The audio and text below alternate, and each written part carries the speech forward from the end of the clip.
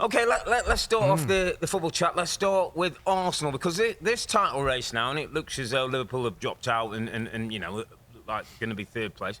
But in terms of who plays first, now everybody's talking about, is there an advantage playing first, get your points, or is it advantage playing... Arsenal hosted Bournemouth. We know it's a Bournemouth team that were mid-table but playing particularly well under Earle, and their form's been excellent, Rob, since the turn of the year. So I think everybody felt there's a little bit of danger in this game. Whether you fancied Arsenal or not, they'd have to kind of earn the right to get the result. It was a little bit nervy for periods, Rob, I think, as the chances came, but they got the job done, and in the end, they got the job done well. I just think Arsenal, right now, Rob, are about as good as they've ever been. Well, not ever been, but for a long period of time, particularly under the manager. Yeah. I had no concerns that even after the first 20 minutes or so... we saw like 4 or 5 chances, didn't we? Yeah, and I still felt they got in behind Bournemouth so many times, and the shots weren't quite right, and Bournemouth were doing everything that teams that are fresh... Yeah, they were throwing themselves in front and blocking the ball. The goalkeeper was making saves, and I'm thinking they can't continue with that. And then, oftentimes a team breaks in the last few minutes of first half and the last few minutes of the game because the tide sets in before they get a break at half time. Yeah. That's exactly what happened. Again, like just the performances of certain players are outstanding to me. And Leandro Trossard was a decision the manager made probably a few weeks ago to play him on the left instead of Martinelli. Yeah. And what's he got now, Rob? Is that 11? I think it's 11 Premier League goals 11 now that Trossard's got there. Lovely assist from Declan Rice, who had another monster game. So I thought there was three kind of parts to this. Trossard's decision to play him on the left, scores another goal. Yeah. Kai Havertz, now, which will... Okay, so... what? So he's fit. The more he plays as a number 9, right... The better, more comfortable, and more effective he looks. Hello. Now, I don't want to go into that, all that stuff, because that doesn't look quite so good for me. It's a bit like the racing. I've won that, so go on then. All right then. But my point was going to be, I heard him described once as a 9.5, not a 9 and a 10, and this false 9 is a new term. Yeah. What I liked about this performance, and we've seen it a few times now, not only does he know when to drop in to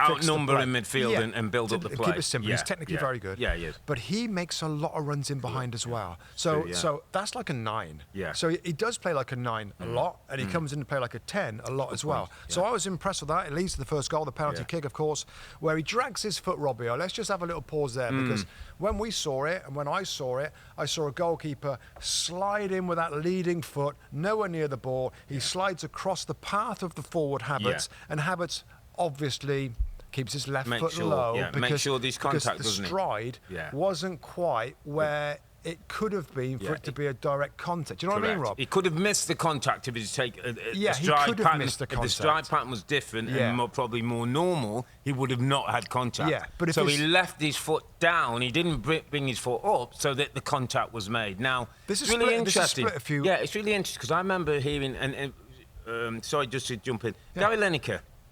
We had on the show a couple of weeks ago, and I remember sitting with Gary a few years ago. We were chatting about something, and he said, if a goalkeeper comes out and makes that rash decision and can hit me, I'm going to let him hit me. He shouldn't be coming if he's not going to make the ball. So from a forward's point of view, it's almost like, well, if I'm going to leave my leg there, if you want to hit it, hit it. Even though the leg was left in a manufactured way. I'm just saying, and I don't want to put words in Gary's mouth, and I'm sure, but I would think he would feel that that's half decent attacking play. Yeah. Now, I can say, I thought it was one of those, Rob, where the more I saw it, the less I thought it was a penalty. But I'm thinking, the moment it's given, it's not going to be overturned because it's contact. Yes. And it's, again, and I hate this phrase because it's now become, it's a modern penalty kick. So in the current structure of rules and the VAR and the way that the game is administered, that is going to be a penalty kick more times than not. Yeah, and for me, it was just the most to come to slide across the path of a player. Yeah. I'm sure I can remember a conversation with a referee. Maybe was it Mark Clattenburg when he came in and worked with us a little bit? But there was something about if you take the path of a player, even if you don't make contact, in the rules, a foul is a trip or an attempted trip, and you could argue that he slid across the path of the player, attempting to trip him. I mean, Havertz just made sure there was contact by keeping the foot low. Yeah. I'm with you. It wasn't enough for a clear and obvious error. Maybe if it wasn't given, maybe we'd be sitting here and thinking, well, he did it, just hang his leg there. So it's one of those, right? And there's lots of them, and people will be on different sides of this. Yeah. But if you want to know where I am, I still think that was a right call initially to give the penalty. And from there on, and the other person we're going to get to is Declan Rice, Rob, man of the match on the day. Scores a goal late with the power and the energy to make that box run with this number 8 position. Another Arteta decision to bring in somebody different and let Rice play. The Havertz didn't work with number 8 left role, so I'll have that about Havertz, that it didn't work as a number 8, but he's working as a centre forward. But Rice doing it's pretty good, isn't it? He had an amazing he's different game. class, mate. He's so picking up on your points. I would say. The difference between Arsenal of last season and Arsenal of this season was, and to your point about the football and the chances, they were missing chances, but it didn't look like it affected them. I think last year, they got a bit uptight, we're missing chances. I always thought they were going to win the game, Rob. And that's the maturity that the team have got, that Declan Rice brings, that is the way they play. Mikel Arteta deserves a lot of credit for that, because he's moving this group on. Whether or not they're going to be good enough to win it this year or not is down to the brilliance of Manchester City. But this club is moving on and being developed, and if they buy the right type of players again in the summer, Rob, they're going to be vying for it again. But I just want to go back a little bit on the Kai Havertz, and I don't want to do the Kai Havertz thing because that's been done. But just in terms of some football teams, and I'm going to say Arsenal could be one of these teams, and I just want to throw this out there. Some teams are better not having a main centre forward who you build everything around, and he gets his 25 goals, and everyone else gets 6, 7 or 8. And I think Arsenal are a better footballing team, and having the Havertz who can be part of that football build-up and controlling possession than the guy who sits at the top end of the pitch and scores goals. Now, it's really interesting because there's talk that, are they going to go? And Osherman's being talked about, and, Isak's being mentioned.